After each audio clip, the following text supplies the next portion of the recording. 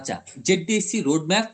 জেডিএসসি road ম্যাপের ভেতরে, হ্যাঁ, fashion industry elimination harmful chemicals from its global, হ্যাঁ, global supply chain in building the foundation for more sustainable manufacturing to protect workers.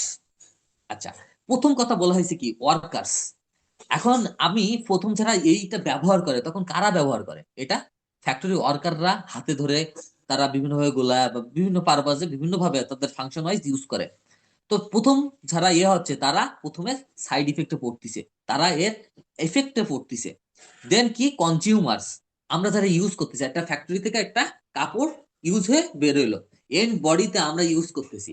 তো তখন কি হবে, এটার ভেতরে যদি কোনো ভেজাল কেমিক্যাল বা হ্যাজার্ডাস কেমিক্যাল থাকে, তখন সেটা আমাদের স্বাস্থ্যের সংস্পর্শে এসে তখন কি করবে, আমাদের স্কিন ডিজিজ হইতে পারে, আমাদের বিভিন্ন ধরনের ক্যান্সার পর্যন্ত যাইতে পারে। সো এটাকে আমাকে আমার আমার এন্ড থেকে আমার ইফেক্ট হচ্ছে।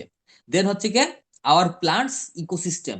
এখন আপনি এখান থেকে যে পানিটা বা হ্যাজার্ডাস কেমিক্যালটা যাচ্ছে, সেটা যদি আপনি কোনোভাবে না কোনোভাবে আপনার প্রকৃতিতে যায়, সেটা পানির মাধ্যমে যাইতে পারে, বায়ুর মাধ্যমে যাইতে পারে, পানির মাধ্যমে যাইতে পারে, মাটির মাধ্যমে যাইতে পারে, যেভাবে যাক না কেন, সেটা আপনার ইকোসিস্টেমে যদি যে পৌঁছায়, তাহলে আপনার ইকোসিস্টেমকে হার্মফুল ইফেক্ট পড়বে আপনার ইকোসিস্টেমের উপর।